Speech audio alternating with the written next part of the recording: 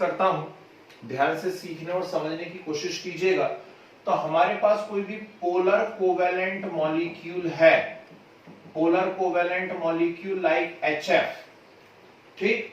अब यहां पर क्या हो रहा है, इस पोलर कोवेलेंट मॉलिक्यूल के अंदर जो डिस्टेंस बिटवीन टू पोल्स है, इंटरन्यूक्लियर डिस्टेंस, दोनों एटम्स के बीच के न्यूक्लियस की जो डिस्टेंस है वो क्या है, यहां पर d है। Is it clear? दोनों जो एटम्स हैं, कंपोनेंट एटम्स, उनके न्यूक्लियस के बीच का डिस्टेंस जो है वो कितना है, d है। और इसके ऊपर है पार्शियल नेगेटिव चार्ज, यहां है पार्शियल पॉजिटिव चार्ज। तो किसी भी एक पार्शियल पॉजिटिव या पार्शियल नेगेटिव किसी भी एक चार्ज को ले लीजिए और दोनों पोल के बीच का डिस्टेंस ले लीजिए। तो किसी भी एक चार्ज को हमने ले लिया और दोनों पोल के बीच का डिस्टेंस ले लिया, इसका ये जो प्रोडक्ट होता है इसे हम लोग कहा करते हैं dipole moment, and denoted by what, mu. इसको म्यू से हम रिप्रेजेंट किया करते हैं। Is it clear? ठीक। डाइपोल मोमेंट एक वेक्टर क्वांटिटी है, आपके पूरे सिलेबस के अंदर बस ये एक अकेली चीज आती है ना, जिसमें आपको वेक्टर का ध्यान रखना पड़ता है। एक वेक्टर क्वांटिटी होती है डाइपोल मोमेंट। इसे या तो इस प्रकार के एक एरो से आप रिप्रेजेंट कर देंगे, पीछे से क्रॉस लगा हुआ है, या फिर हम इसे किससे रिप्रेजेंट करेंगे, म्यू से रिप्रेजेंट करेंगे। ओके, अब बात आ रही है इसकी यूनिट की, है ना। देखिए, यूनिट और सारी एप्लीकेशंस में एक साथ बताने जा रहा हूं। तो यूनिट में फर्स्ट यूनिट हमने क्या डिस्कस किया, यदि हम Q की बात करते हैं, it is electronic charge, and ESU value of electronic charge is 4.8 into 10 to the power -10। जिन बच्चों को नहीं मालूम है वो ध्यान से सुन लीजिए।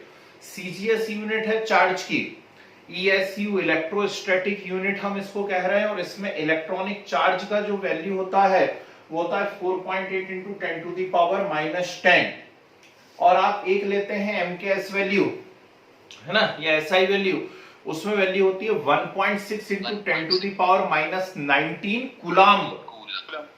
ठीक, ये बहुत ही बेसिक सी बात है, वैसे फर्स्ट यूनिट में हमने पढ़ी हुई है और अच्छी खासी पढ़ी हुई है।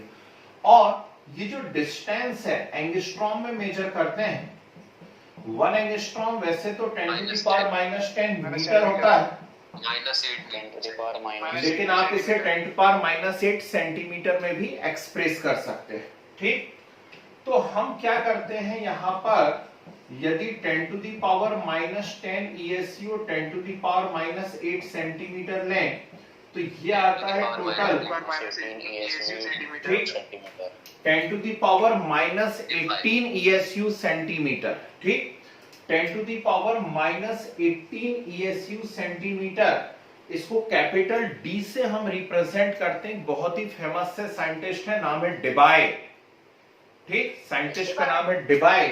तो इसकी यूनिट जो होती है, इसकी यूनिट जो होती है साइंटिस्ट के नाम पे रखी गई है, डेबाय हम इसको कहते हैं। ठीक, तो जब आपको यहाँ पे CGS में एक्सप्रेस करना हो, that is 1 debye, and 1 debye is equal to what, 10 to the power -18 ESU centimetre. इसे यदि आपको SI यूनिट में कन्वर्ट करना होता, बोर्ड पे बने रहना भाई, भले आपको आता हो लेकिन फिर भी एक बार देख लीजिए। यदि हमें इसे SI यूनिट में एक्सप्रेस करना है तो हम क्या करने वाले हैं उसे समझने की कोशिश करते हैं। तो हमें अच्छे से मालूम है कि 4.8 into 10 to the power -10 ESU में होते हैं 1.6 into 10 to the power -19 coulomb. ठीक, ये कैसे आया, ये इलेक्ट्रॉनिक चार्ज है ना, तो 1.6 into 10 power -19 कूलम्ब या 4.8 into 10 power -10 ESU, मतलब 4.8 into 10 power -10 ESU में 1.6 into 10 power -19 कूलम्ब होते हैं। तो 1 ESU में क्या होना चाहिए, तो 1 ESU में 1.6 into 10 power -19 divided by 4.8 into 10 to the power -10।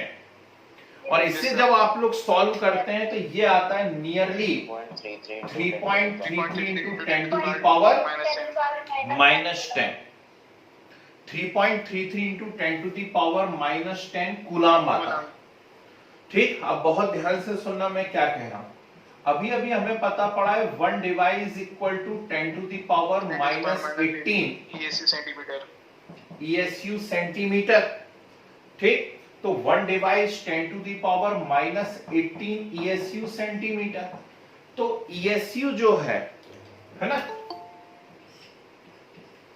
ESU जो है ऊपर ही लिखा हुआ है आपके पास कि 1 ESU is equal to 3.33 into 10 to the power -10। तो यहां पर ESU की जगह हम कितना पुट कर देंगे, 3.33 इंटू 10 टू द पावर -10। दूसरी बात, 1 सेंटीमीटर, ठीक, हमें मालूम है 1 centimetre is 10 to the power -2 metre. 1 centimetre is 10 to the power -2 metre. तो फाइनली जब मैं इसे सॉल्व करूंगा तो 1 डिवाइस इक्वल टू, बस वेरी गुड, ठीक, 3.33 into 10 to the power -30 coulomb metre. अभी क्या होता है, किसी और बैच में भी पढ़ा रहा था, मैंने वो ये बॉक्स बना दिए, मैंने कहा बस क्वेश्चन यदि आएंगे तो इनके ऊपर आएंगे। बोलने लगे फिर इन सब की जरूरत क्या है, हमें सीख के क्या करना है, ये सब जब डायरेक्ट क्वेश्चन आने वाला है तो हम सीधे याद कर लेना कि 1 डिवाइड इतना ESU सेंटीमीटर या इतने कूलम मीटर। जरूरत ये होती कि अभी मैं कुछ न्यूमेरिकल्स आप लोगों को देने वाला हूं, उन न्यूमेरिकल्स में कई बार कन्वर्शन करने पड़ जाते हैं, और उन न्यूमेरिकल्स के अंदर यदि आपको कन्वर्शन करने हैं तो फिर इसकी जरूरत पड़ेगी, है ना। एक आ रहा है वैल्यू निकालना यदि, तो उसमें कोई बुराई नहीं होनी चाहिए, ठीक है। चलिए अब हम बात करते हैं डाइपोल मोमेंट की एप्लीकेशंस क्या क्या होती हैं। ठीक, ध्यान से सीखें, सुने, और बड़े काम आने वाले हैं ये वाले पॉइंट्स। हमारे पास कोई भी डाई एटॉमिक मॉलिक्यूल है in which similar atoms are present. Diatomic molecule in which similar atoms are present like H2O2, N2, Cl2, F2। ठीक, अब मान लीजिए यहां पे 2 क्लोरीन एटम्स हैं, 2 क्लोरीन एटम आपस में अटैच हैं, तो मैं आपसे कहूं कि इलेक्ट्रॉनिक डिस्प्लेसमेंट किस तरफ होगा, किस क्लोरीन की तरफ होगा। ठीक, सर कहीं नहीं होगा, है ना। ये 2 क्लोरीन यदि आपस में अटैच होते, या 2 ऑक्सीजन आपस में अटैच होते, या 2 नाइट्रोजन आपस में अटैच होते, तो आपको क्या करना चाहिए, उसकी स्टाइल भी देखिए। ये क्लोरीन अपनी तरफ शेयर्ड पेयर ऑफ इलेक्ट्रॉन को खींचेगा, ये क्लोरीन अपनी तरफ शेयर्ड पेयर ऑफ इलेक्ट्रॉन को खींचेगा, ऐसा शो करते हैं हम इसको। ठीक, अब होगा क्या, दोनों ही इक्वली पावरफुल है, दोनों ही क्लोरीन है, दोनों ही इक्वली पावरफुल हैं, तो वो शेयर्ड पेयर ऑफ इलेक्ट्रॉन कहीं भी मूव नहीं करेगा, और शेयर्ड पेयर ऑफ इलेक्ट्रॉन यदि कहीं भी मूव नहीं करेगा तो कोई भी इलेक्ट्रॉनिक डिस्प्लेसमेंट नहीं होगा, और कोई भी इलेक्ट्रॉनिक डिस्प्लेसमेंट नहीं होगा तो म्यू इज इक्वल टू क्या हो जाएगा, 0। इससे क्लियर। ठीक, मतलब ऐसे सारे के सारे केस जिनमें डाई एटॉमिक मॉलिक्यूल में सेम एटम्स अटैच होते हैं, उनमें सभी में डाइपोल मोमेंट का जो वैल्यू होता है वो कैसा होता है, 0 होता है। Is it clear. कितना होता है, यदि मान लीजिए आपके पास ऐसा कोई केस आ जाता है, जैसे HF आ जाता है या HCl आ जाता है, सुनना ध्यान से। अब ये ऐसे डाई एटॉमिक मॉलिक्यूल हैं जिनमें डिफरेंट मॉलिक्यूल्स अटैच हैं, ये अब ऐसे डाई एटॉमिक मॉलिक्यूल्स हैं जिनमें डिफरेंट एटम्स अटैच हैं, और नेचुरल सी बात है यदि डिफरेंट एटम्स अटैच होंगे, ठीक, तो क्या होने वाला है, कंफर्म है कि जो मोर इलेक्ट्रोनेगेटिव है वो मोर इलेक्ट्रोनेगेटिव अपनी तरफ शेयर्ड पेयर ऑफ इलेक्ट्रॉन्स को खींच लेगा, खींचेगा। तो अपनी तरफ शेयर्ड पेयर ऑफ इलेक्ट्रॉन को खींच लेगा तो किसी एक पर्टिकुलर एटम की तरफ क्या हो जाने वाला है, इलेक्ट्रॉन डिस्प्लेस हो जाने वाले हैं, शेयर्ड पेयर ऑफ इलेक्ट्रॉन। ठीक, तो इलेक्ट्रॉनिक मूवमेंट हो जाने वाला है, क्या हो जाने वाला है, इलेक्ट्रॉनिक मूवमेंट हो जाने वाला है towards one of the atom. Electronic movement यदि है तो डाइपोल मोमेंट भी है। ठीक, यदि इलेक्ट्रॉनिक मूवमेंट नहीं है तो डाइपोल मोमेंट नहीं है, वो 0 है। पर यदि किसी भी मॉलिक्यूल में इलेक्ट्रॉनिक मूवमेंट है तो कंफर्म उसमें डाइपोल मोमेंट है, ठीक। और इसका डाइपोल मोमेंट कैसा कहलाएगा? पॉजिटिव। कितना होता है वो याद रखने की आपको जरूरत नहीं है, क्योंकि वो आपके लिए पॉसिबल भी नहीं है। लाखों मॉलिक्यूल अवेलेबल है केमिस्ट्री में, किसका याद रखोगे भाई, ठीक। तो कितना होता है वो याद नहीं रखना, हमें बस ये याद रखना है कि जीरो होता है या पॉजिटिव होता है। यहां एक बहुत ही इंपॉर्टेंट क्वेश्चन पूछा जाता है, उसे पॉइंट सी करके मैं बताने की कोशिश करता हूं, ध्यान रखिएगा कि जैसे जैसे दो एटम्स के बीच में इलेक्ट्रोनेगेटिविटी का डिफरेंस इंक्रीज होता है, जैसे जैसे दो एटम्स के बीच में इलेक्ट्रोनेगेटिविटी का डिफरेंस इंक्रीज होता है, वैसे वैसे उनके बीच में डाइपोल मोमेंट भी क्या होता जाता है? इंक्रीज होता जाता है, ठीक है ना। Means more the difference of electronegativity more will be dipole moment. ये आपका सबसे ज्यादा पूछा गया क्वेश्चन है डाइपोल मोमेंट पे, मैं अभी से बता दूं। एक्चुअली ये क्लास 12th का क्वेश्चन है। क्लास 12th में 17th ग्रुप हैलोजन फैमिली जब पढ़ते हैं तो हाइड्रोजन हैलाइड, इनकी प्रिपरेशन प्रॉपर्टी यूजेस आते हैं, तो वहां पे इनका डिक्रीजिंग और इंक्रीजिंग ऑर्डर पूछे जाते हैं, 6-7 पॉइंट होते हैं। तो ये पूछा 12th के सिलेबस में जाता है, लेकिन पढ़ना 11th में पड़ता है ना। तो फ्लोरीन की इलेक्ट्रोनेगेटिविटी मैक्सिमम है, और फ्लोरीन की इलेक्ट्रोनेगेटिविटी मैक्सिमम है, तो जो डिफरेंस होगा इलेक्ट्रोनेगेटिविटी का, जो डिफरेंस होगा हाइड्रोजन और फ्लोरीन का, वो भी मैक्सिमम होगा। इसलिए HF जो है इसका डाइपोल मोमेंट भी कैसा होगा? मैक्सिमम होगा। Is it clear? नेक्स्ट, अब यहां तक तो मैं लास्ट क्लास में पढ़ा चुका हूं, नोट्स भी बनवा चुका हूं, मुझे अच्छे से ध्यान है ना, भूलता नहीं हूं मैं बातें कभी भी। तो यहां तक मैं पढ़ा भी चुका हूं, नोट्स भी बनवा चुका हूं। अब सुना, यदि पॉली एटॉमिक मॉलिक्यूल आ जाए तो क्या? पॉली एटॉमिक से मतलब है more than 2 atoms. Poly atomic से मतलब क्या है? मोर देन 2 एटम्स यदि हो जाते हैं तो क्या होने वाला है ना।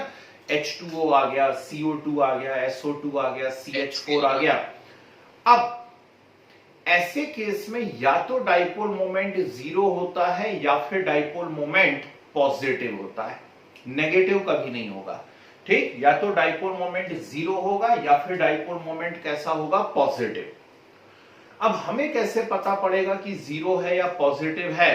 तो मैं बोर्ड पे 2 कंडीशंस लिख रहा हूं। किसकी कंडीशन लिख रहा हूं? 0 होने की कंडीशन लिख रहा हूं, ठीक। यदि ये दोनों कंडीशन फुलफिल्ड होंगी तो डाइपोल मोमेंट पॉजिटिव होगा, ठीक है ना। दोनों कंडीशन यदि फुलफिल होंगी तो डाइपोल मोमेंट 0 होगा, नहीं तो हमेशा डाइपोल मोमेंट पॉजिटिव होगा। कैसे? यहां देखिए,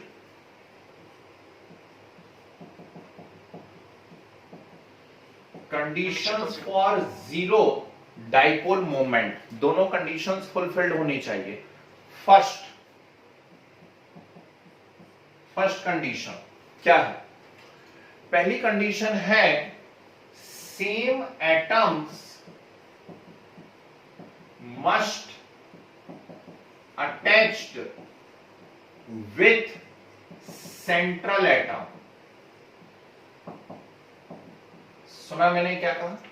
मैंने कहा same atoms must attached with central atom, ठीक। सारे के सारे जो भी एटम है वो सिमिलर होंगे यदि सेंट्रल एटम पे, तो डाइपोल मोमेंट कैसा हो जाएगा? 0 हो जाएगा, है ना।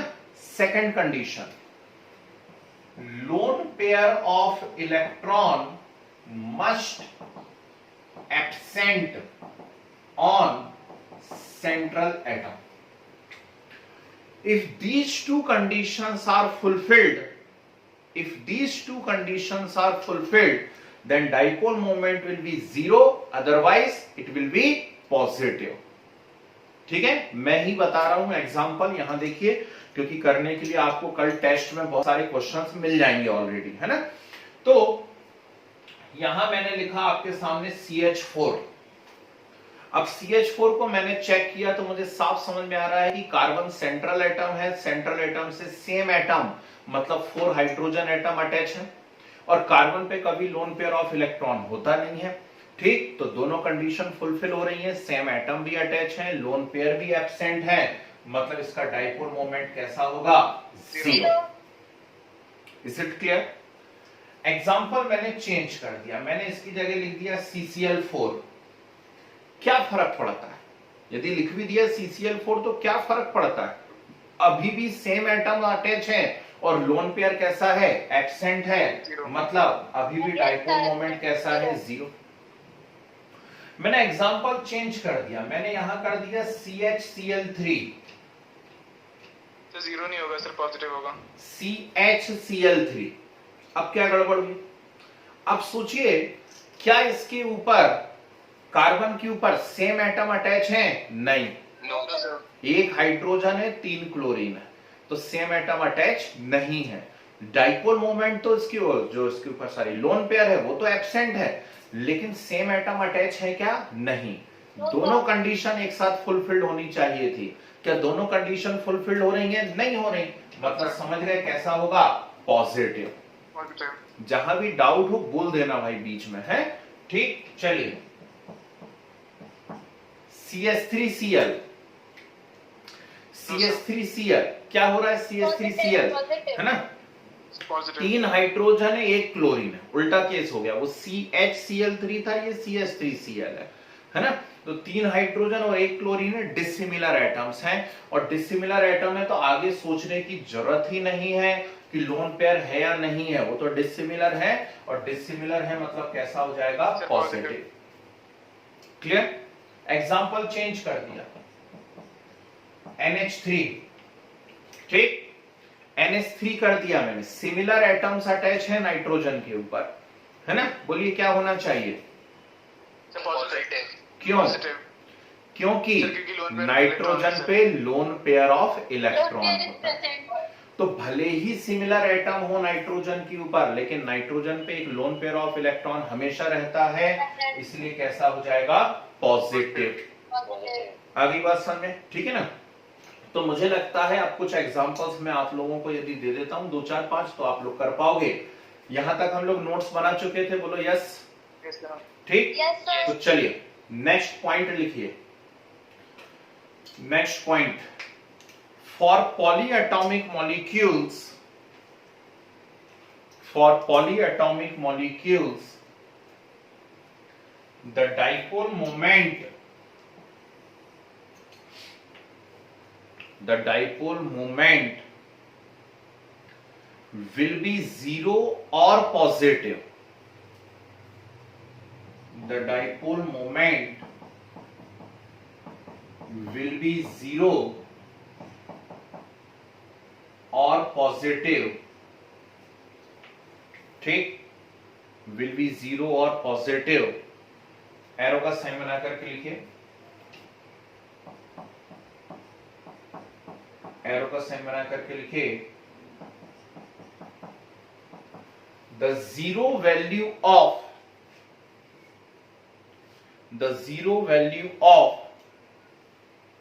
dipole moment the zero value of dipole moment is possible only when the zero value of dipole moment is possible only when following 2 conditions are fulfilled. Following 2 conditions are fulfilled.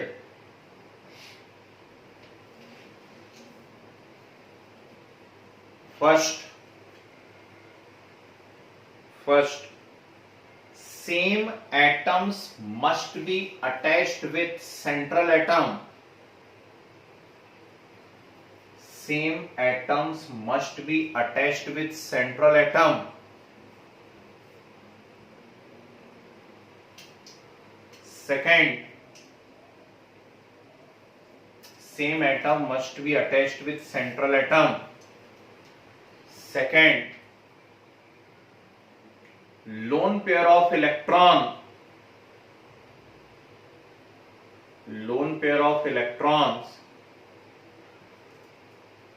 must absent on central atom. Lone pair of electrons must absent on central atom. जी, कुछ लिखे हुए हैं आपके सामने और कुछ पूछे गए हैं, अभी के अभी सॉल्व करना है। क्विक, बोलना नहीं कोई आंसर, मैं एक एक बोलूंगा तब चेक करेंगे उसको, है? आप सिर्फ करिए अपना अपना सॉल्व।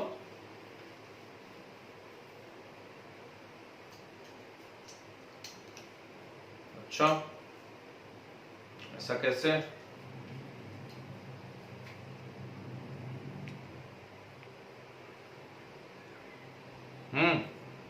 बाकी को सर सही है।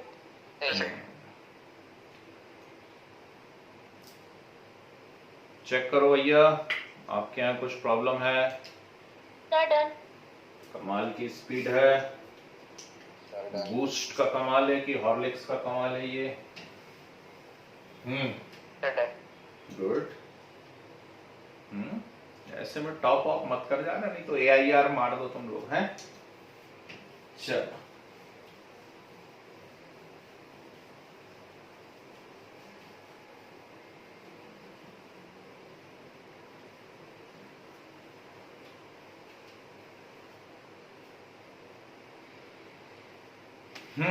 बाकी बच्चे सोने वाले हैं।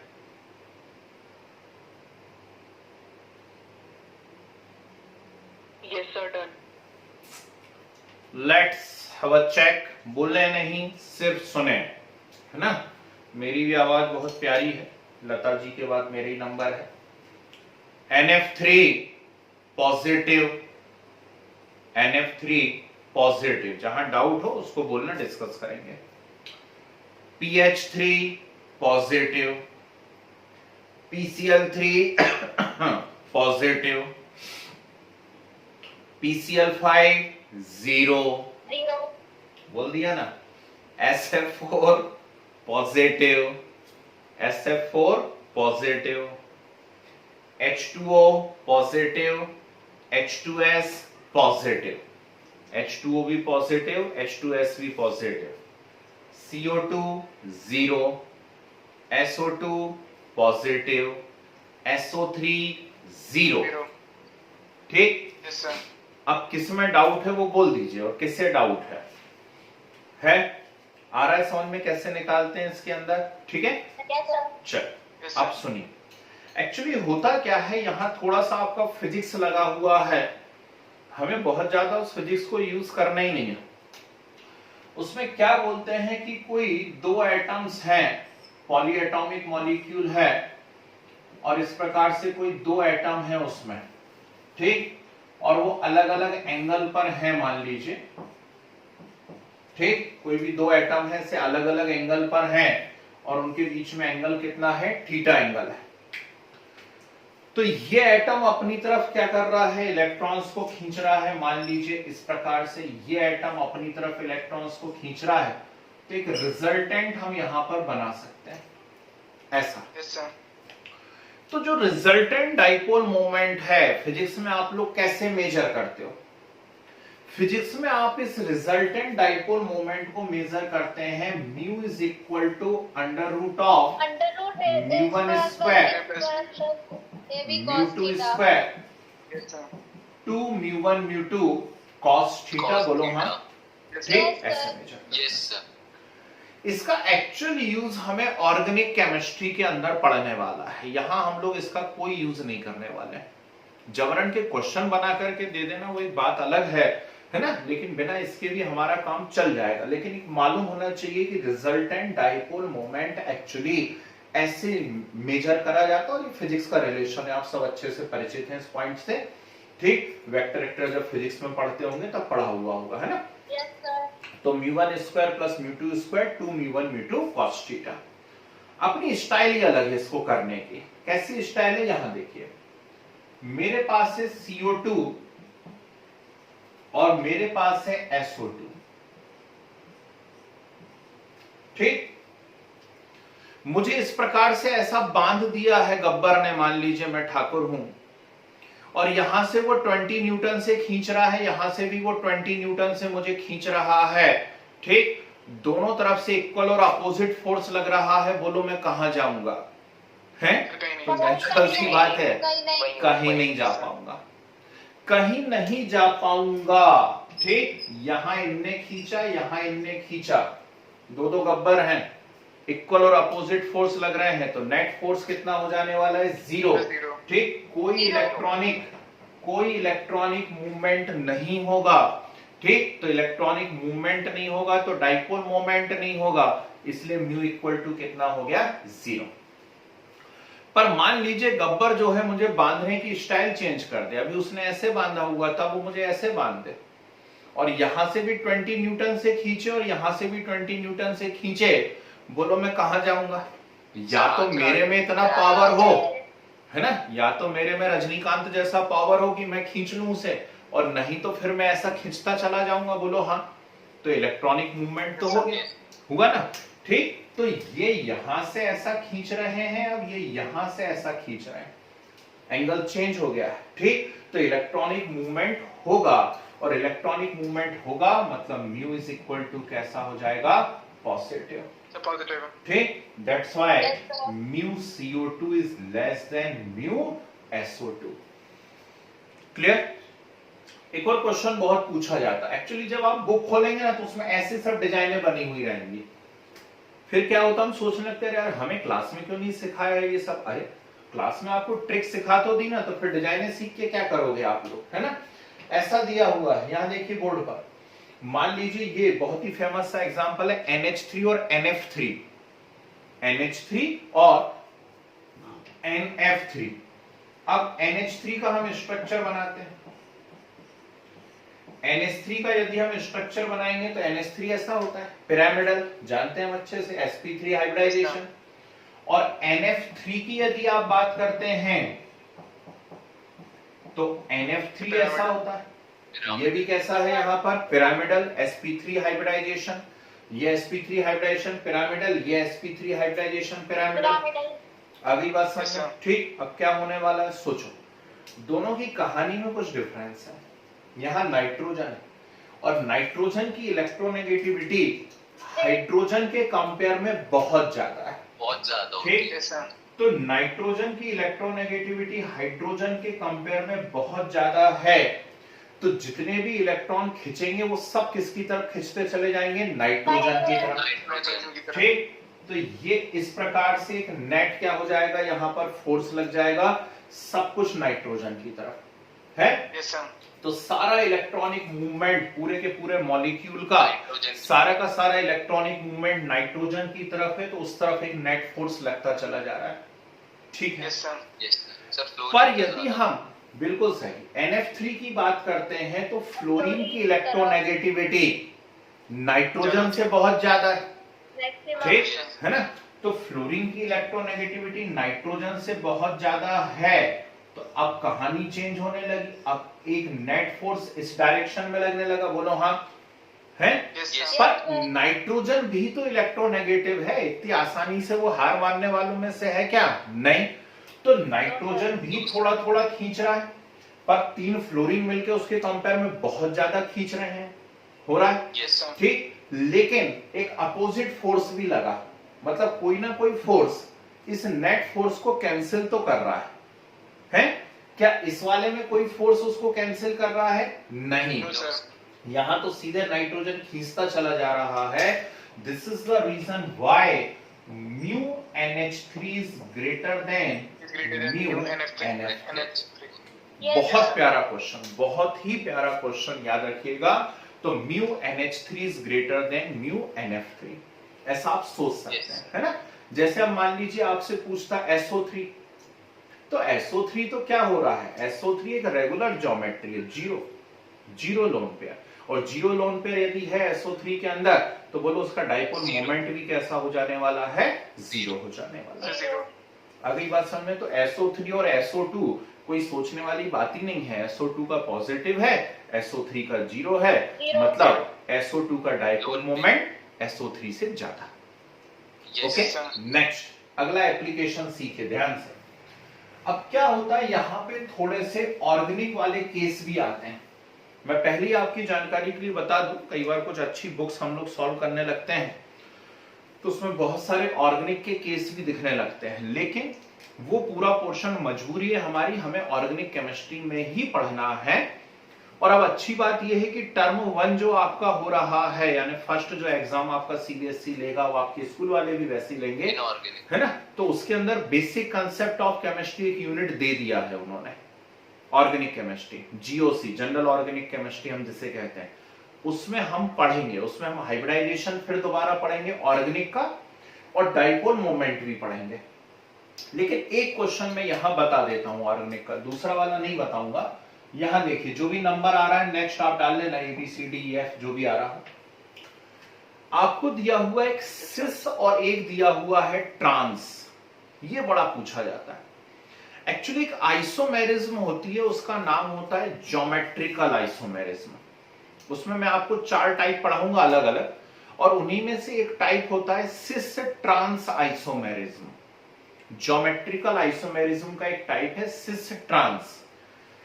जब मैं आइसोमेरिज्म बोल रहा हूं तो कुछ ना कुछ लोगों के दिमाग में आ गया है, 10th इतनी तो पढ़ ली थी, जब तक नोटिफिकेशन नहीं आया था तब तक ज्यादातर बच्चे पढ़ाई कर रहे थे। तो आइसोमेरिज्म मतलब same molecular formula different structure, ठीक, तो मॉलिक्यूलर फार्मूला सेम है, स्ट्रक्चर अलग अलग है।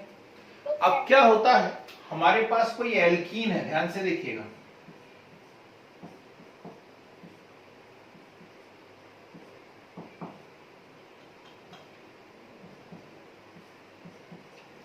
ये एल्कीन है मेरे पास।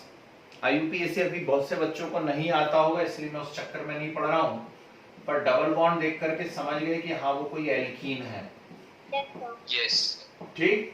और यहां देखिए, है ना, अब इन दोनों स्ट्रक्चर में डिफरेंस देखिए, फार्मूला दोनों का सेम दिख रहा है, C डबल बॉन्ड C है, 2 हाइड्रोजन है और 2 क्लोरीन है। इस वाले केस में क्या हो रहा है, जो क्लोरीन है वो दोनों एक ही डायरेक्शन में है, एक ही तरफ है। इसको जनरली 90 डिग्री पे माना जाता है, सेम डायरेक्शन में माना जाता है।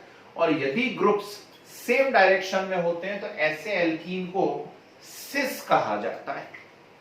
Cis means in same direction, cis means in same direction, ठीक। तो ग्रुप्स जो है वो सेम डायरेक्शन में है। सर एक बार और बता दीजिए।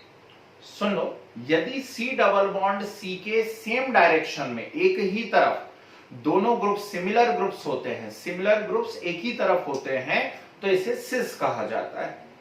और यदि ये सिमिलर ग्रुप अपोजिट डायरेक्शन में होते हैं, देखो एक Cl वहां पर, एक Cl यहां पर है, यदि ये सिमिलर ग्रुप अपोजिट डायरेक्शन में होते हैं तो अपोजिट के लिए एक टर्म होती है ट्रांस। क्या कहते हैं उसको, ट्रांस कहते हैं। इसे जनरली 180 डिग्री पे माना जाता है, इसे 90 डिग्री पे माना जाता है, ठीक। अब आपसे पूछता है कि किसका डाइपोल मोमेंट ज्यादा है, सिस का ज्यादा है या ट्रांस का ज्यादा, है ना, ठीक। तो बोलो गब्बर से खींचेगा आपको, बोलो गब्बर से खींचे, कैसे खींचेगा, एक बार ऐसे खींचेगा और खींचेगा, ठीक, ऐसे खींचा, और दूसरी बार ऐसे खींच रहा है, ये वाली स्टाइल में। ये कौन सी स्टाइल है, अरे एक वहां है और एक यहां है, ये देखो, ठीक। किसमें ज्यादा खींचोगे खुद महसूस कर लो, ठीक, सिस में ज्यादा खींचोगे, इसीलिए mu cis is greater than mu trans, ठीक। तो ये हमें हमेशा के लिए एक पॉइंट याद हो गया है, हमेशा के लिए एक पॉइंट हमें याद हो गया है कि mu cis is greater than mu trans, ठीक है। अब इसमें मैं क्या नहीं पढ़ा रहा हूं वो मैं आपको बता देता हूं। जैसे ऐसे केस आते हैं,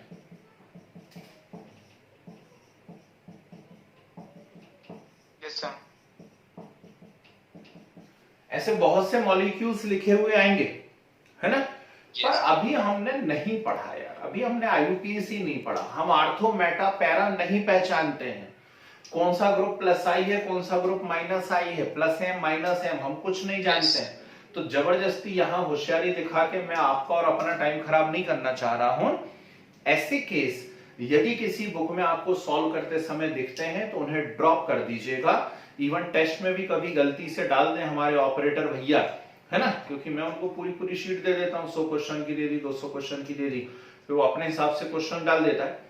इनकेस कोई ऐसा कोई क्वेश्चन आ जाता है तो उसे ड्रॉप करना अभी, क्यों, जब तक ऑर्गेनिक नहीं पढ़ोगे हम नहीं कर पाएंगे, ठीक है ना। ऑर्गेनिक की बुक है मेरे पास, आपको परेशान होने की जरूरत नहीं है, ये है ऑर्गेनिक की बुक, ठीक, अपन पढ़ेंगे इसमें से, और चिंता नहीं करना। अच्छा है ना साइज, है ना, ये डंबल करने के काम आती है, रोज सुबह शाम में 5 बार करता हूँ, ठीक है।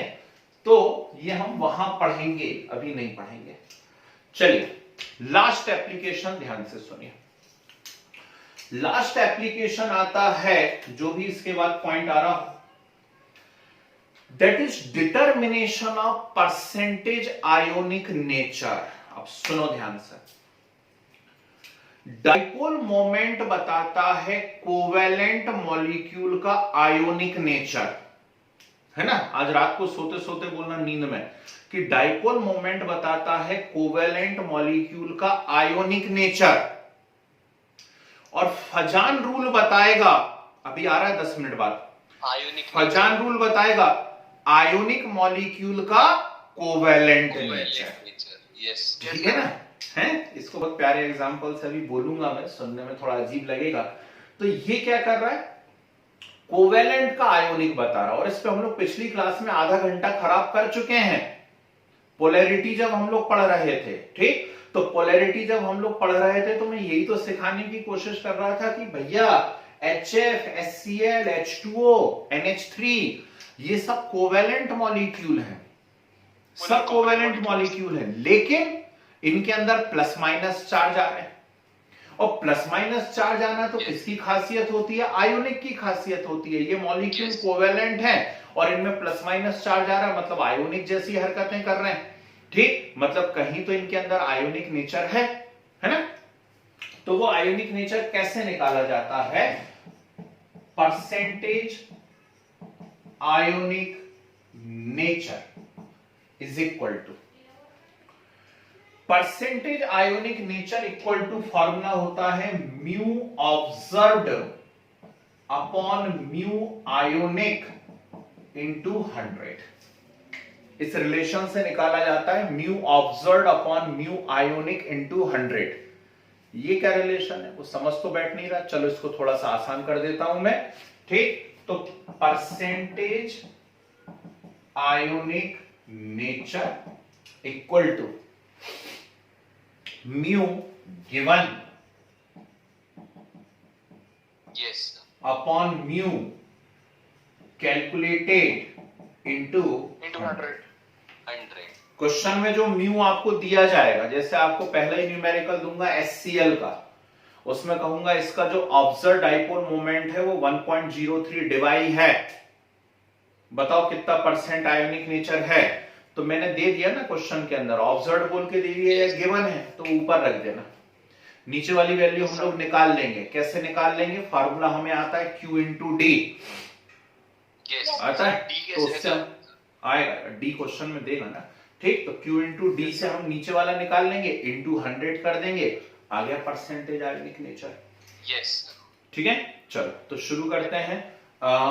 वहां तक आपने लिख लिया था, जीरो या पॉजिटिव होते हैं, उसके बाद एरो का साइन बना के लिख लीजिए। इन पॉलीएटॉमिक मॉलिक्यूल, इन पॉलीएटॉमिक मॉलिक्यूल, सर ये कहाँ लिखना है, नेक्स्ट पॉइंट उसके बाद जो भी आपने पिछला लिखा था उसके बाद नेक्स्ट पॉइंट करके कर लीजिए। इन polyatomic molecules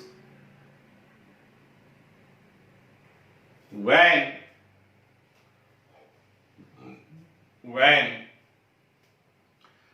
different atoms are present, when different atoms are present at an angle of theta,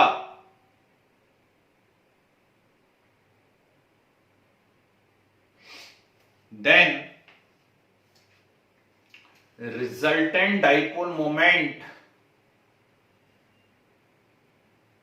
then resultant dipole moment measured by following relation.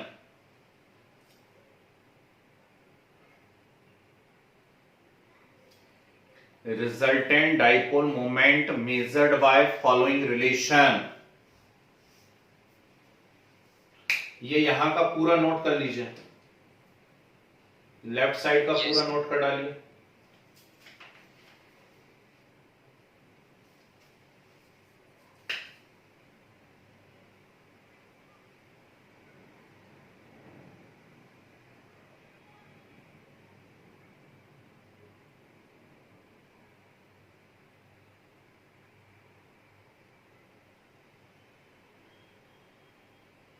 Sir जी भाई साहब।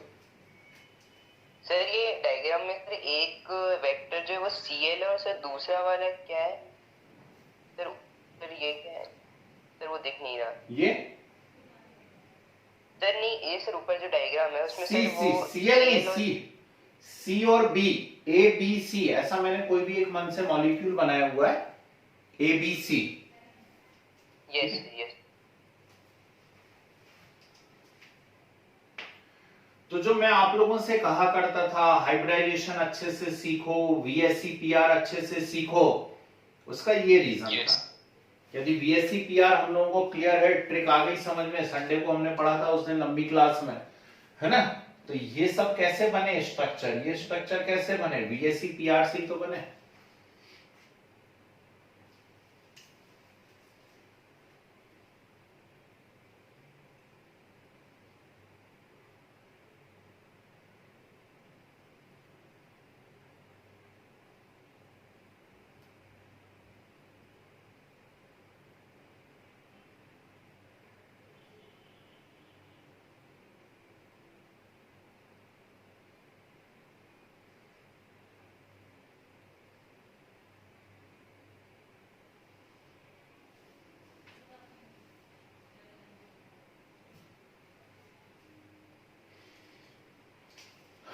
हो गया नीचे तक note?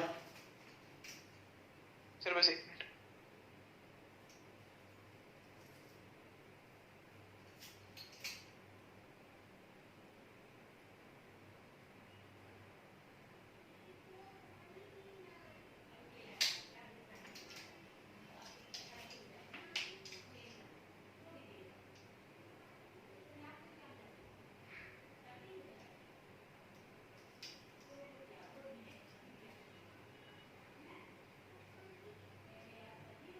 Yes sir.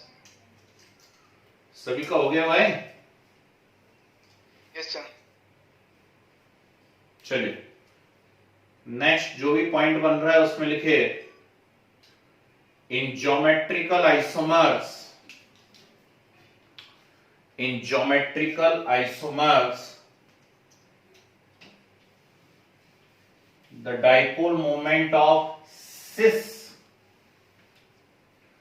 the dipole moment of cis is always greater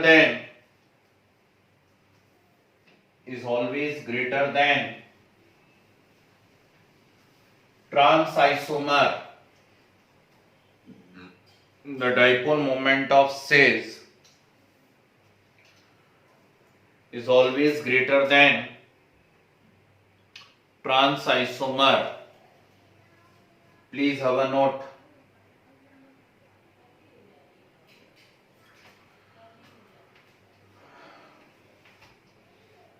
इसका remaining part organic में है ना, नहीं तो कहीं देखो एक लोग कुछ कहो यार इतना बता दिया, हमें तो बताया नहीं, हमें भी बताएंगे सही समय पे। क्या करते हैं कुछ लोग जी? सर ने एंगल भी बताया था ना एक बार, वो भी बता देंगे। 90 और 180, 90 180 सिस को माना जाता है 90 डिग्री पे और उसको माना जाता है 180 डिग्री पे। सर मतलब जो 90 डिग्री है ये मतलब सर कौन सा वाला एंगल है सर? ये सेम एटम्स जो है एक दूसरे से 90 डिग्री पर है, ठीक है ना? Yes sir. ऐसा बोलते हैं, ये सेम एटम एक दूसरे से 90 डिग्री पर। वो एक्चुअली पूरी तरीके से स्क्वायर प्लेनर ज्योमेट्री में होता है, पूरा ट्रू जो है वो स्क्वायर प्लेनर ज्योमेट्री में होता है, एक दूसरे से 90 डिग्री पे आ जाते हैं, है ना, और Yes, इन्हें sir. कितने पे मानते हैं, एक दूसरे से 180 डिग्री पर। सर जी बोलिए। सर इन दोनों में सर ये दोनों जो फॉर्मूले है सर, आपने एक में कट लगाया है एरो के बॉटम पे और एक में नहीं लगाया है सर, ऐसा होता है? अरे ऐसा इंसानों से होता है। ठीक, अभी जरा कुछ समय बाद Yes. भगवान बन जाऊंगा तब नहीं होगा। मजे लेते रहते हो मेरे, है ना।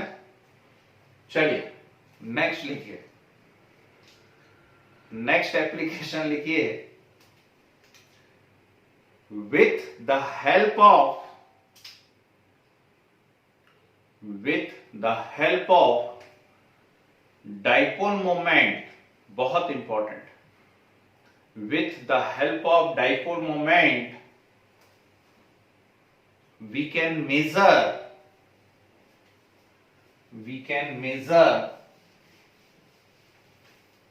percentage ionic nature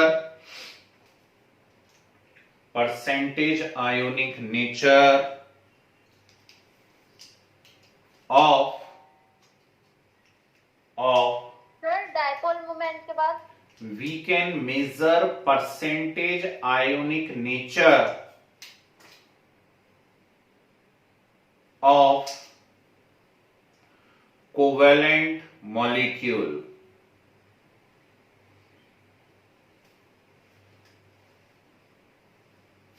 Percentage ionic nature of covalent molecule.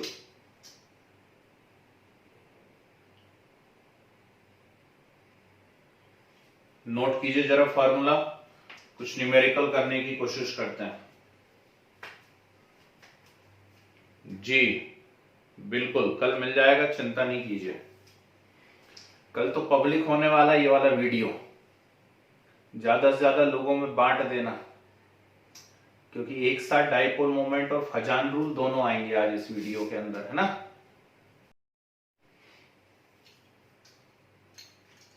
Question लिखिए, ध्यान से।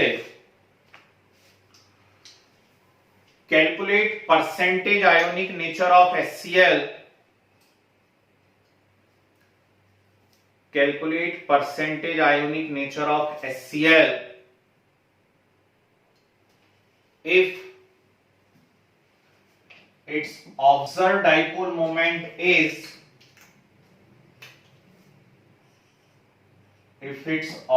dipole moment is 1.03 debye and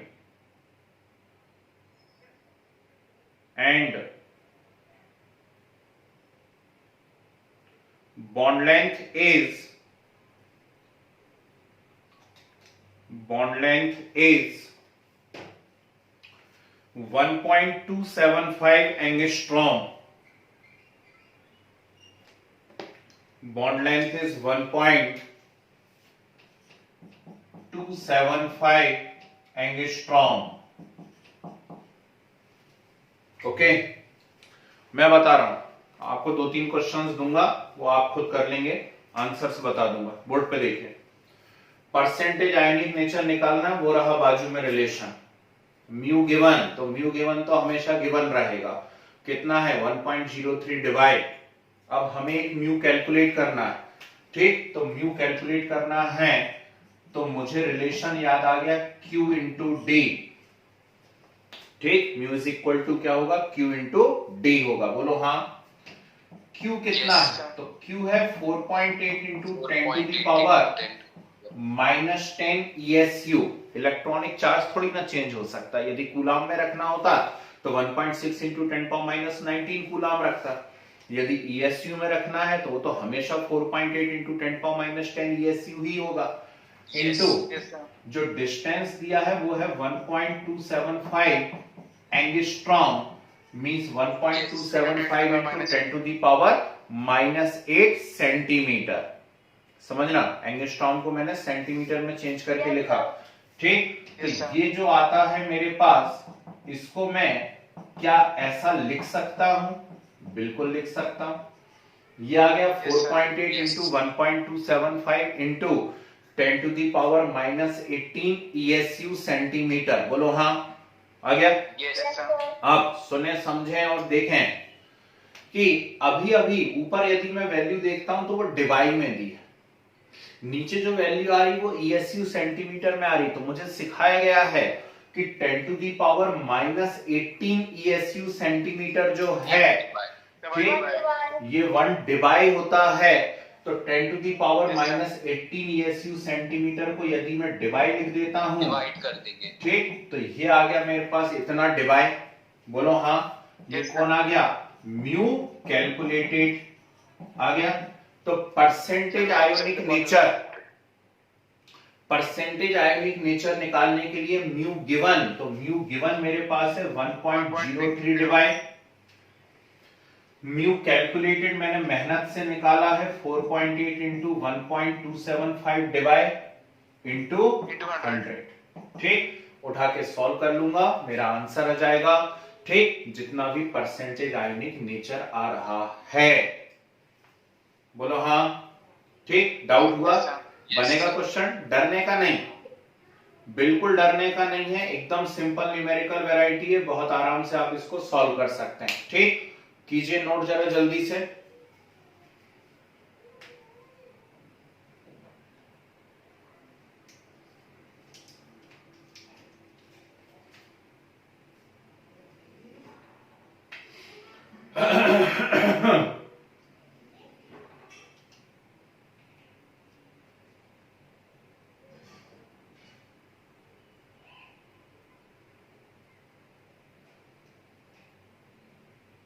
sir 1.68 कुछ आ 1.68 नहीं आएगा, 16.8 आएगा। Yes yes 16.8 16.8 is correct answer. Yes Yes, sir. चलिए अभी नोट करो, जो भी आंसर आता है उसको आप बाद में निकालना। Actually Yes. फजान आज करवाना ही है, नहीं तो फिर कल टेस्ट में गड़बड़ करोगे आप लोग। चलिए नेक्स्ट क्वेश्चन लिखे। Yes, sir. The dipole moment of LiH,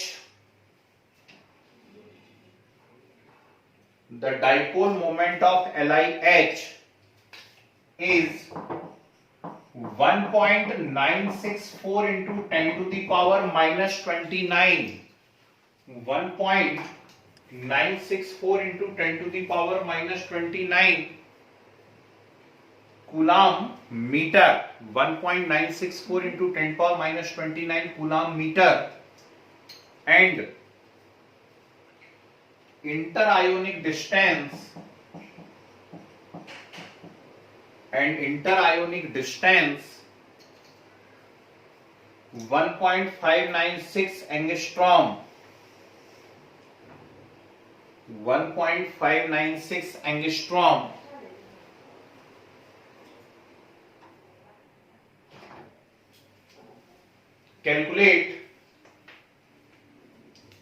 calculate percentage ionic nature, calculate percentage ionic nature. Board पे देखिए, मैं ही बता रहा हूं, ध्यान से देखिए।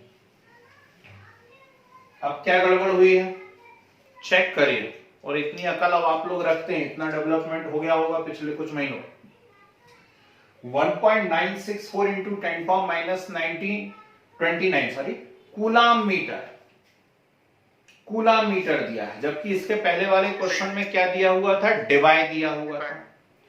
तो जो म्यू गिवन है अब वो कूलाम मीटर में है, तो जो म्यू ऑब्जर्व में निकालूंगा, नेचुरल सी बात है, उसे भी मैं काय में निकालूं? Coulomb metre.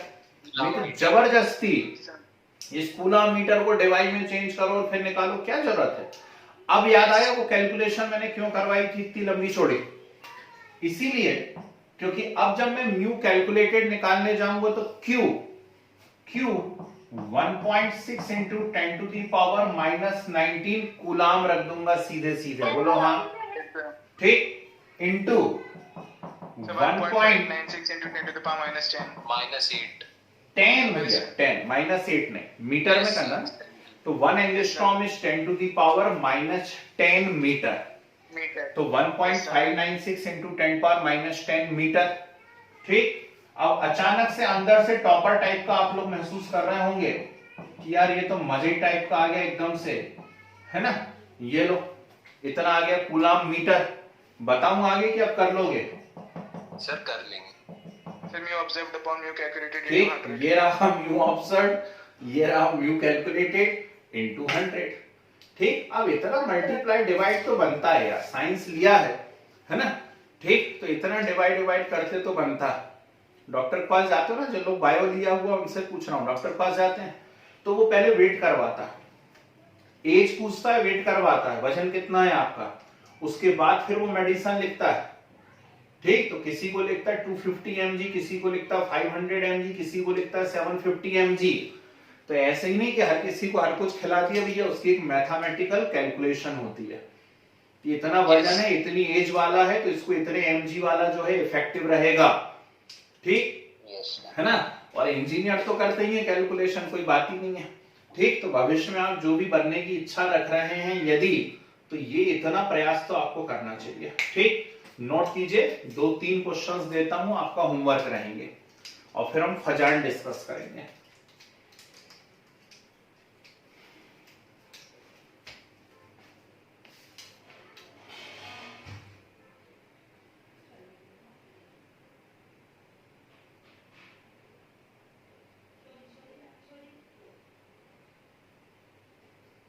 सर ये आ रहा है 77 पॉइंट। ठीक है, 76.8 is correct answer. Yes Yes, sir। 76 ठीक है,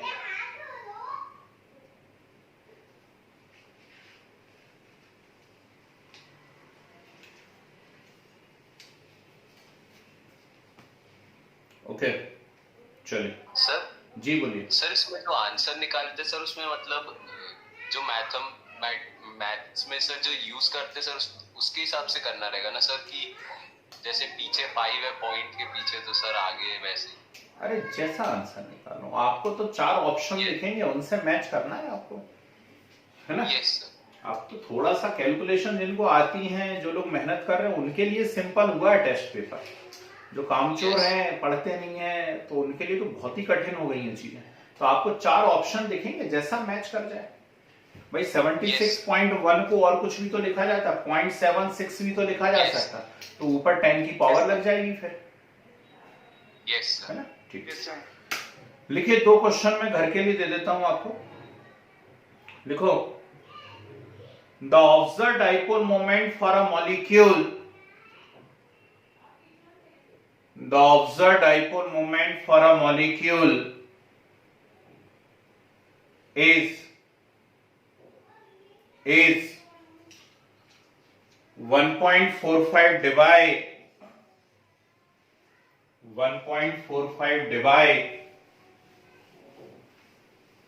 and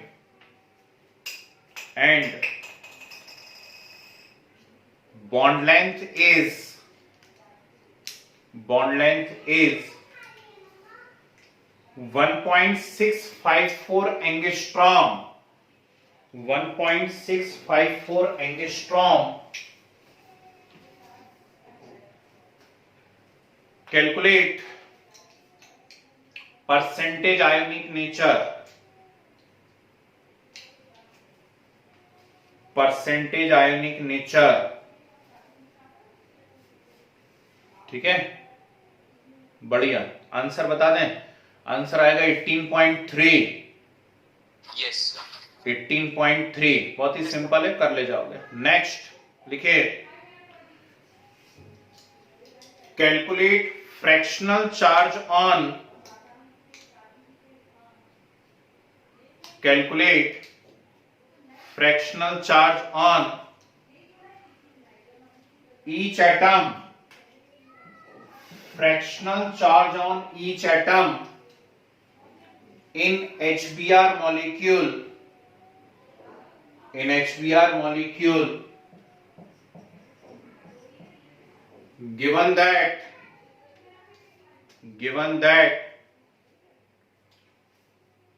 dipole moment of HBr is 0.78 divide 0.78 divide and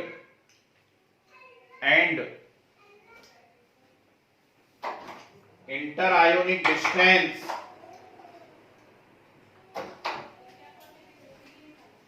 interionic distance 1.41 angstrom. Interionic distance 1.41 angstrom. ठीक है, हिंट यहां दे रहा हूं, फ्रैक्शनल चार्ज निकलेगा Q अपॉन E से. ठीक, अब Q कितना होता है मालूम नहीं, लेकिन E की वैल्यू जो है वो आप 4.8 इंटू 10⁻⁻10 ESU रख देंगे. 4.8 into 10⁻⁻10 ESU.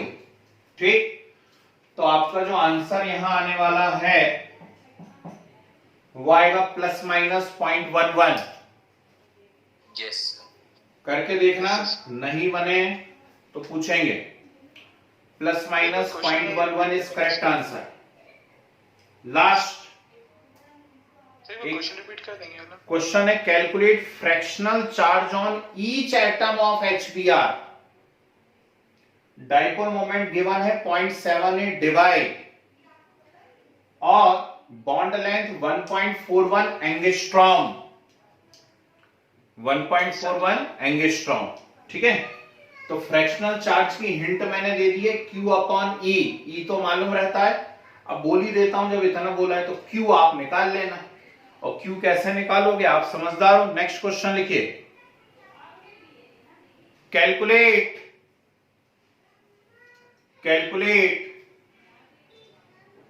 Ratio of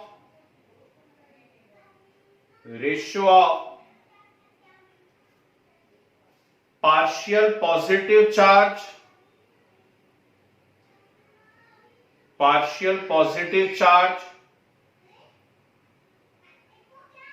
on hydrogen atom. Ratio of partial positive charge on hydrogen atom in HCl and HI. Ratio of partial positive charge on hydrogen atom in HCl and HI given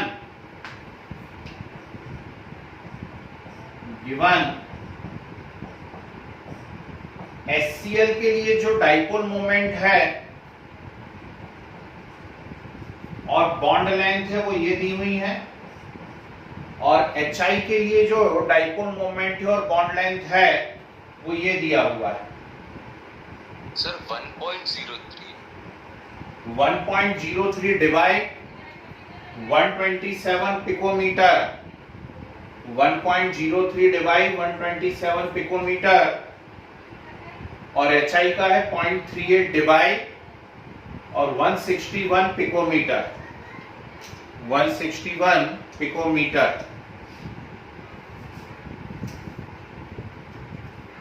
okay, yes sir. चलिए क्या करना है आप देखिएगा, answer बता दूं. Answer आएगा 3.38:1. करके देखना, नहीं बनेगा तो हम डिस्कशन करेंगे. आंसर आएगा 3.38:1.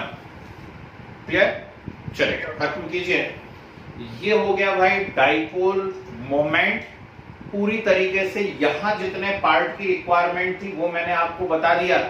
अब ऑर्गेनिक का पार्ट हम ऑर्गेनिक केमिस्ट्री में डिस्कस करेंगे. ठीक है, चलिए बिना एक मिनट भी खराब किए तुरंत साइड हेडिंग डालिए, है ना, बल्कि अच्छा बढ़िया सेंट्रल हेडिंग डाल लीजिए, चाहे तो मोटा मोटा. Partial covalent nature of ionic bond. Partial covalent nature of ionic bond. ठीक, वापस से हेडिंग में heading side heading फजान्स rule, FAJAN, फजान्स rule. फिर से बोलता हूं, ये बड़ा कंफ्यूजिंग स्टेटमेंट रहेगा, फिर से बोलता हूं, ध्यान से सुनिएगा। क्या कि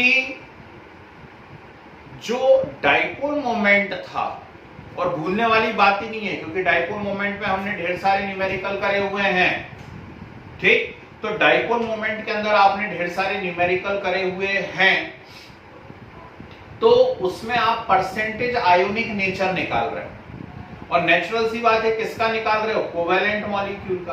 तो कोवेलेंट का आयोनिक डाइपोल से पता पड़ता है। अब क्या कोई आयोनिक कोवेलेंट हो सकता है? क्या कोई आयोनिक मॉलिक्यूल का भी कोवेलेंट हो सकता है? मान लीजिए मुझे दे दिया गया LiCl NaCl, LiCl NaCl KCl, ऐसे दे दिए गए मुझे, और अब मुझसे पूछा गया कि इसमें कौन ज्यादा आयोनिक है या कौन कम आयोनिक है, या कौन ज्यादा कोवेलेंट है कौन कम कोवेलेंट है। ये कैसा क्वेश्चन है? तो फिर हम इसके लिए क्या करेंगे, यहाँ पे फजान रूल। लेकिन उसके पहले हमें क्लियर होना चाहिए कि ये आयोनिक मॉलिक्यूल है, इतनी केमिस्ट्री आपको आनी चाहिए उसके पहले, है ना। मैंने आपको 1020 फार्मूले करवाए हुए हैं आयोनिक के, सिखाया हुआ है, पूरी कैरेक्टरिस्टिक बता दी, तो आपको बनता है। अब होता क्या है उसकी कहानी समझिए। हमारे पास कोई भी एक आयोनिक मॉलिक्यूल है, कोई सा भी आयोनिक मॉलिक्यूल है, मान लीजिए LiCl को ही ले लें। अब LiCl के अंदर क्या हो रहा है, Li पॉजिटिव है और Cl नेगेटिव है। ये देखो 8 इलेक्ट्रॉन मैंने बना दिए हैं इसके ऊपर पहले ही, मतलब ये कैसा है, नेगेटिव है, और Li के ऊपर कैसा चार्ज है, यहां पर पॉजिटिव चार्ज है। तो होता क्या है कि पॉजिटिव चार्ज आया, पॉजिटिव चार्ज आया मतलब प्रोटॉन्स के नंबर इंक्रीज हो गए कंपेयर टू इलेक्ट्रॉन, और जब प्रोटॉन के नंबर इलेक्ट्रॉन के कंपेयर में इंक्रीज हो चुके हैं तो इफेक्टिव न्यूक्लियर चार्ज इंक्रीज हो गया। जब इफेक्टिव न्यूक्लियर चार्ज इंक्रीज हो जाता है तो ये कैटायन क्या करता है, ध्यान से सुनिएगा, ये कैटायन इस इलेक्ट्रॉन क्लाउड को अपनी तरफ खींचना चालू कर देता है, ठीक। एनायन के इलेक्ट्रॉन क्लाउड को कैटायन अपनी तरफ खींचना क्या कर देता है, चालू कर देता है, ठीक। ये ठीक ऐसा ही है ना, ये ठीक ऐसा ही है कि आपको एक मैग्नेट रख दीजिए, सामने लोहे का बुरादा रख दीजिए थोड़ी दूरी पर, है, हल्के से उस मैग्नेट को उस लोहे के बुरादे की तरफ सरकाइए, आप महसूस करेंगे कि तेजी से वो जो आयरन पार्टिकल्स हैं, वो आयरन पार्टिकल किस तरफ खींचने चालू हो जाएंगे, मैग्नेट की तरफ। धीरे धीरे हल्के हल्के आपको वो सरकते हुए नजर आएंगे। कभी ऐसा एक्सपेरिमेंट किया भी करो, तो वो आयरन पार्टिकल धीरे धीरे धीरे धीरे मैग्नेट की तरफ सरक रहे हैं, है ना। आयरन पार्टिकल मतलब क्या है, आयरन पार्टिकल मतलब इलेक्ट्रॉन है, और वो मैग्नेट मतलब कौन है, कैटायन है, ठीक। तो ये जो प्रोसेस हो रही है, इस प्रोसेस को कहा जाता है पोलराइजेशन। क्या कहा जाता है इसको, पोलराइजेशन, ठीक। इलेक्ट्रॉन क्लाउड, एनायन के इलेक्ट्रॉन क्लाउड का कैटायन की तरफ सरकना पोलराइजेशन कहलाता है। और कैटायन कितना ज्यादा खींचेगा उस इलेक्ट्रॉन क्लाउड को, वो उसकी पोलराइजिंग पावर कहलाता है, ठीक। कैटायन जितना ज्यादा खींचेगा वो उसकी पोलराइजिंग पावर कहलाएगा।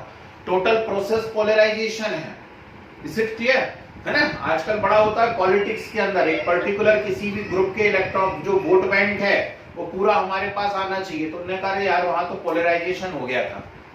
क्या हो गया पोलराइजेशन, सब एक तरफ खींचते चले गए, ठीक। और जो खींच रहा है वो उसकी पावर, ठीक है ना। वो चुड़ैल बोल रहा हूं, तो कहीं की एक सीएम है, उनने सारे एक पर्टिकुलर वोट बैंक अपनी तरफ खींच लिए, बंगाल जीत गए, ठीक। तो वो क्या हो गया, वहां पर पोलराइजिंग पावर था उनका वो, और जिससे खिंच गए, दूर चले गए, वो उनकी क्या है, वो उनकी पोलराइजेबिलिटी है। क्या है वो उनकी पोलराइजेबिलिटी है।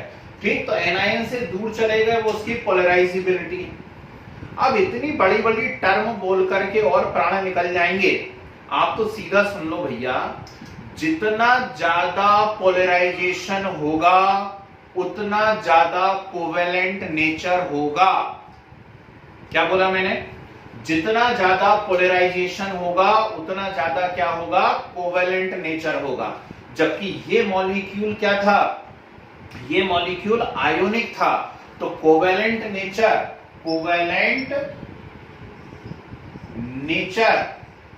of ionic is compound. directly proportional to polarization। ठीक, ऐसे याद रख लो, जितना ज्यादा पोलराइजेशन उतना ज्यादा क्या होगा? Covalent nature. अब हमें कैसे पता पड़ेगा कि कौन ज्यादा पोलराइजेशन करवाता है, ठीक, या किसमें ज्यादा पोलराइजेबिलिटी होती है? तो सीधे याद रखो, छोटा कैटायन, बड़ा एनायन, छोटा कैटायन, बड़ा एनायन एंड बड़ा चार्ज, Not that. ये तीन सबसे कॉमन पॉइंट होते हैं। कैटायन का साइज जितना छोटा होगा, कैटायन का साइज जितना छोटा होगा, लिथियम सबसे छोटा है। अब आपको पीरियोडिक प्रॉपर्टी यूनिट आनी चाहिए इसके लिए। आपको मालूम होना चाहिए कि टॉप टू बॉटम जाते हैं तो साइज बड़ा होता जाता है। Agree. ठीक, टॉप टू बॉटम जाते हैं तो साइज बड़ा होता जाता है, ये बात आपको मालूम होनी चाहिए। यानी सबसे ऊपर जो है वो सबसे छोटे साइज का है। ठीक, तो जितना छोटा कैटायन होगा उतना ज्यादा पोलराइजेशन कराएगा। अब चलो उस क्वेश्चन का आंसर लेते हैं कि LiCl, NaCl और KCl में से सबसे ज्यादा आयोनिक कौन होगा? तो LiCl, NaCl और KCl में से सबसे ज्यादा आयोनिक KCl होगा। क्यों? क्योंकि LiCl तो सबसे ज्यादा कोवेलेंट है भाई। Yes sir. ठीक, LiCl तो सबसे ज्यादा क्या है? कोवेलेंट है। आई बात समझ में? यहां लार्ज एनायन, जितना बड़ा एनायन होगा उतना ज्यादा पोलराइजेबिलिटी होगी और उतना ज्यादा क्या हो जाएगा? कोवेलेंट नेचर हो जाएगा। तो मान लीजिए मुझे दे दिया है LiF, LiCl, LiBr, Li, और इनका आयोनिक नेचर पूछा है। आयोनिक, ये जो ऑर्डर लिखा हुआ है ये आयोनिक का ऑर्डर है, इसमें भी मुझे आयोनिक का ऑर्डर पूछा गया है।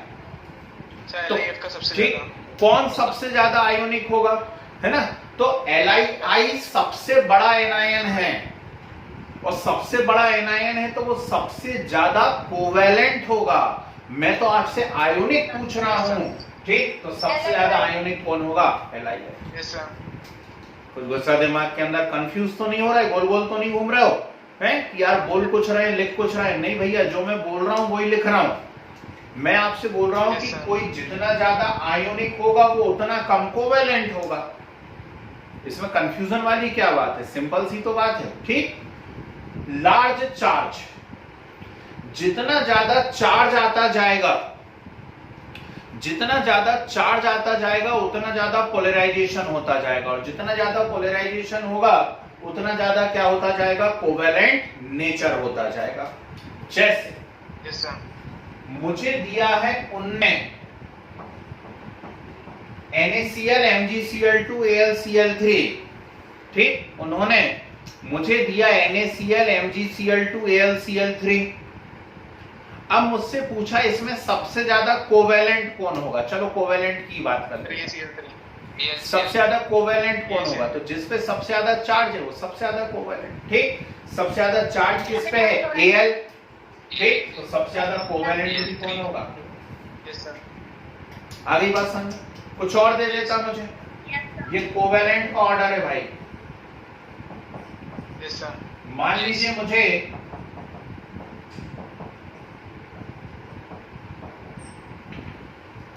ये दे देते और फिर से मुझसे पूछते सबसे ज्यादा कोवेलेंट।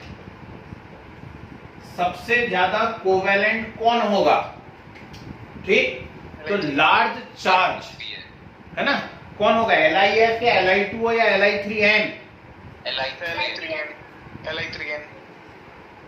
यहां मैथ्स मत लगाने लग जाना। कई बच्चे मैथ्स लगाने लगते हैं कि यार ये -1 है, ये -2 है, ये -3 है? तो -1 सबसे बड़ा होता है, ऐसा मैथ्स मत लगा देना। हम केमिस्ट्री पढ़ रहे हैं, -1 मतलब 1 इलेक्ट्रॉन लिया, -2 यानी 2 इलेक्ट्रॉन लिए, -3 यानी 3 इलेक्ट्रॉन लिए, समझे? उसका साइज सबसे बड़ा हो तो जाएगा। सबसे ज्यादा चार्ज -3 माना जाएगा। ओके, ठीक। ये है भैया कहानी फजान रूल की। इसके अलावा एक पॉइंट और इसके अंदर रहता है ना, एक पॉइंट और रहता है, वो होता है क्या? वो पॉइंट होता है कि यदि रियल इनर्ट गैस कॉन्फ़िगरेशन है और एक पार्शियल इनर्ट गैस कॉन्फ़िगरेशन, ठीक, तो इलेक्ट्रॉनिक कॉन्फ़िगरेशन की यदि आप बात करते हैं, रियल इनर्ट गैस कॉन्फ़िगरेशन और पार्शियल इनर्ट गैस कॉन्फ़िगरेशन, तो कैसे होता है? जैसे मैं बता दूं आपको, CaCl2 और ZnCl2, ठीक, दो एग्जांपल हमारे सामने लिखे हुए हैं, CaCl2 और ZnCl2। तो मुझे अच्छे से समझ में आ रहा है कि Ca जो है इसका रियल इनर्ट गैस कॉन्फ़िगरेशन है, Ca का रियल इनर्ट गैस कॉन्फ़िगरेशन है, जबकि Zn का पार्शियल इनर्ट गैस कॉन्फ़िगरेशन है। उसके आउटर मोस्ट में जो है 18 इलेक्ट्रॉन आ जाते हैं, उसको पार्शियल इनर्ट गैस कॉन्फ़िगरेशन या सूडो इनर्ट गैस कॉन्फ़िगरेशन बोलते हैं। तो जिनमें सूडो इनर्ट गैस कॉन्फ़िगरेशन होता है वो ज्यादा कोवैलेंट होते हैं। इसको ज्यादा है तो ऐसा समझ लीजिए कि डी ब्लॉक वाले जो होते हैं उनके कंपाउंड एस ब्लॉक के कंपेयर में ज्यादा कोवैलेंट होते हैं। आई कुछ बातें समझ में? तो ये है भैया आपका फजान रूल। पोलराइजेशन मतलब कैटायन के द्वारा एनायन के इलेक्ट्रॉन क्लाउड को अपनी तरफ खींचना, पोलराइजेशन हुआ है, ठीक। जितना ज्यादा खींच रहा है वो उसकी पोलराइजिंग पावर है, और एनायन से दूर खींच रहे हैं वो उनकी पोलराइजेबिलिटी है। जितना ज्यादा पोलराइजेशन होगा उतना ज्यादा कोवैलेंट नेचर होगा। कौन ज्यादा पोलराइजेशन कराएगा? Smaller cation. कैटायन जितना छोटा होगा वो उतना ज्यादा पोलराइजेशन कराएगा, इसलिए LiCl सबसे ज्यादा कोवैलेंट है और सबसे कम आयोनिक है। कैटायन एनायन जितना बड़ा होगा, एनायन जितना बड़ा होगा वो उतना ज्यादा पोलराइजेशन कराएगा, इसलिए Li सबसे ज्यादा कोवैलेंट है और सबसे कम आयोनिक है। और एनायन हो या कैटायन हो, जितने ज्यादा उनके ऊपर चार्ज होंगे उतना ज्यादा क्या होगा? वहां पे कोवैलेंट नेचर होगा। This is the reason why in this case AlCl3 is most covalent and in this case Li3N is most covalent। घुस गया दिमाग में? और ये तो मैंने बता ही दिया, डी ब्लॉक के जो मॉलिक्यूल्स हैं वो एस ब्लॉक के कंपेयर में ज्यादा कोवैलेंट होते हैं, ठीक। एक वीडियो आपको ऑलरेडी डाला हुआ है, यदि किसी को नोट्स बनाने हो प्रॉपर तो वहां पे वो वीडियो 2 दिन पहले, कल या परसों डाल दिया था मैंने, उसको देख करके आप फजान रूल के वीडियोस उसको देख के आप नोट्स बना सकते हैं, ठीक। इतना वो आप लोग कंप्लीट करके रखेंगे। अब ज्यादा कुछ बचा नहीं है, एक हाइड्रोजन बॉन्डिंग थोड़ा सा बच गया, लेकिन कोई बात नहीं। अब टेस्ट ड्यू है तो टेस्ट तो हम लेते हैं, और रेजोनेंस फिर वही बात है कि ऑर्गेनिक में भी जाएगा और यहां भी आएगा। तो बस ये 2 हेडिंग बची हैं आपकी, chemical bonding unit finish, hydrogen bonding and resonance. तो उसका ज्यादा लोड नहीं लो, एक आध कोई क्वेश्चन आएगा उसमें यदि, तो आप ड्रॉप कर दीजिए, ठीक है। चलिए, तो बाकी अब आप लोग कल टेस्ट देंगे, है ना, और बाकी बातें फिर नेक्स्ट क्लास में करते। बस ये खत्म हो रहा है केमिकल बॉन्डिंग यूनिट, और हम लोग नेक्स्ट यूनिट स्टार्ट करने जा रहे हैं, रेडॉक्स। ओके, चलिए, धन्यवाद। बाकी नेक्स्ट क्लास में।